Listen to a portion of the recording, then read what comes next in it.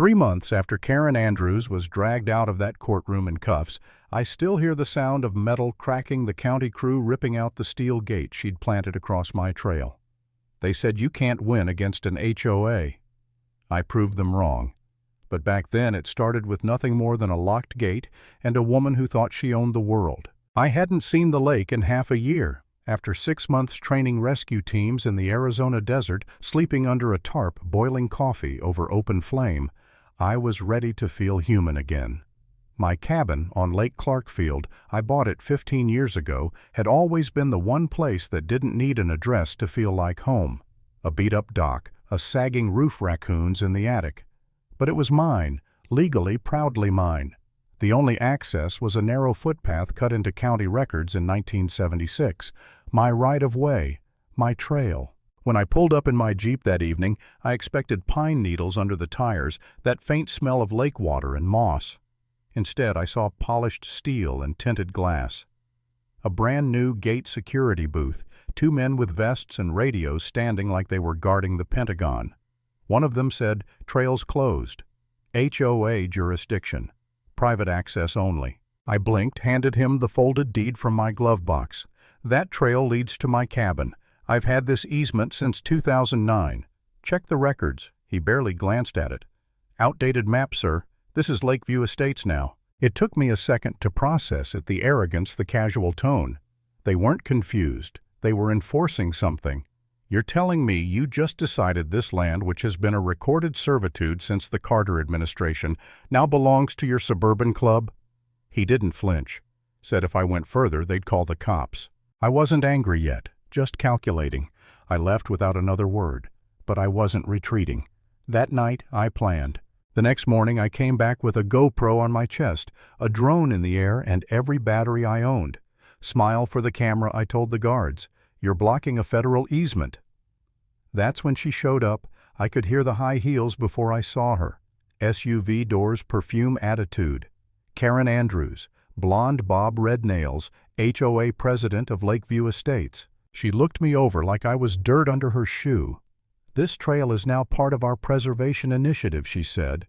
"Your shack down there is slated for removal." I laughed. "Removal?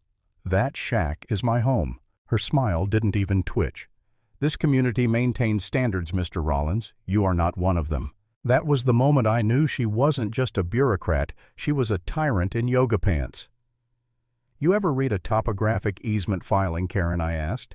She hesitated. "No." "Well, you just made one hell of a mistake, and congratulations, you're on camera." I sent every second of that footage to my attorney, Ed Green. He called me back within 5 minutes. "She's trying to steal your land. If you don't fight now, she'll win." "I'm not just fighting," I told him. "I'm going in." 2 nights later, I hiked through the woods under moonlight, no Jeep, no headlights. Just me, a map, and silence.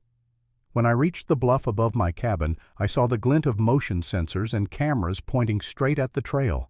She was watching for me. I circled around the back, found tire tracks near the cabin, a broken latch, the door busted open. Inside, chaos. My tools dumped out, my fishing rods, snapped, everything overturned. That's when anger finally hit. Not wild rage, surgical precision. I rewired the solar panels, powered the cabin back up, and planted 3 motion cameras, one above the door, one by the trail, one under the dock. Then I waited. Around 3 a.m. I heard footsteps. 2 figures, flashlights, sweeping. I stepped outside with my own beam on full. "Nice night for trespassing," I said. One bolted, the other sprayed pepper foam in my direction. Wrong move. I dropped him with one hit, twisted his arm, grabbed his radio. "This is private property," I told it. "Call your boss, and maybe a sheriff." 20 minutes later, blue lights flashed through the trees. Karen came storming in, red blazer fury painted across her face. "This man is trespassing," she screamed. The deputy, a calm woman built like a linebacker, held up her hand. "Ma'am, I've reviewed his documents. He owns this land. Your guards are under arrest." Karen froze, mouth open, no sound. She turned to me, eyes burning. "This isn't over." She was right. The next morning, the sound of drills woke me. I stepped out to see contractors installing a 6-foot aluminum fence along the trail, signs everywhere, ecological barrier, authorized personnel only, and stamped at the bottom, Lakeview Development, LLC. That name matched the camera company from before. That's when it clicked. Karen wasn't using HOA funds directly. She'd built shell companies to strangle my access without calling it HOA enforcement. Legal on paper, a chokehold in practice. I texted Ed. He said she's boxing you in. Once the trail's blocked, she'll claim your property's unreachable and push for abandonment. That night I walked the forest loop trying to figure out my next move. That's when I heard a voice, rough familiar. Clint. That you, son? It was Bill Hatch, an old county judge I hadn't seen in a decade. He and a few old fishermen still kept cabins nearby. When I told him what happened, he laughed and pulled out a laminated 1983 county map from his truck. The trail was right there. Public servitude access recorded 1976. They can cover it with concrete, he said, but they can't rewrite history. That line lit a fuse in me. We filmed a video, Bill standing by the lake holding that map, telling the story of how the HOA was stealing a public trail. I uploaded it that night. By morning it had over 200,000 views. Karen lost it. Sent cease and desist letters, claimed defamation, ordered more fences. But it was too late. The county fire marshal showed up next investigating restricted emergency access. Then came the prosecutor's office asking for deeds footage, everything. I gave them all of it. I wasn't defending anymore, I was hunting. With Ed's help and a tip from a former HOA treasurer named Tom Penley, we started following the money.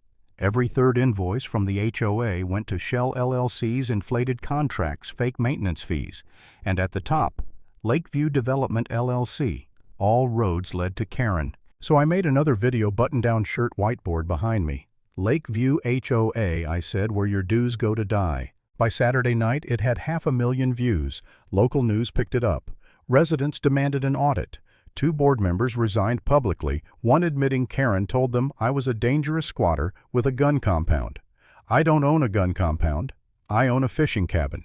Then came the anonymous envelope-forged meeting minutes, fake votes, all with Karen's signature. We sent it straight to the district attorney. Within 48 hours, a formal inquiry was launched. Still, she wouldn't stop. She left me voicemails, handwritten threats.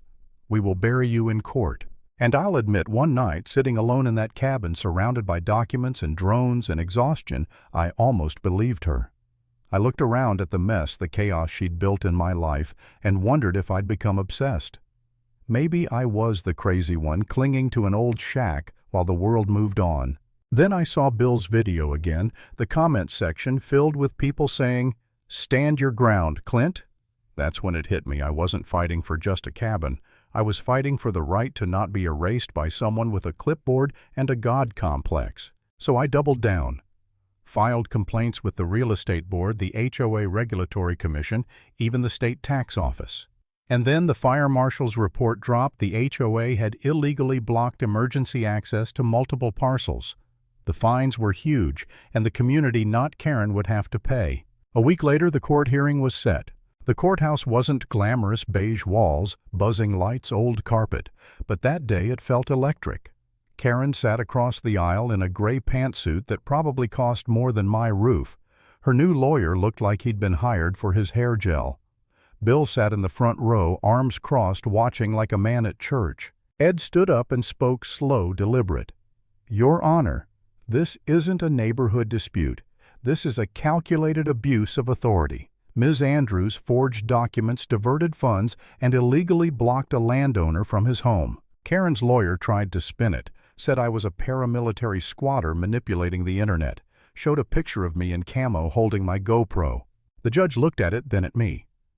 "Mr. Rollins, is this you?" "Yes, Your Honor. 2 days after their security broke into my cabin." The judge nodded, then turned to Karen.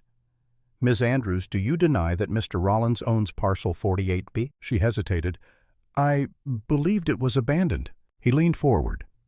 "After he contacted your guards, presented ownership documents, and filed legal challenges." She didn't answer. "Do you know what we call it?" he said, "when someone falsifies records and blocks access to another person's land?"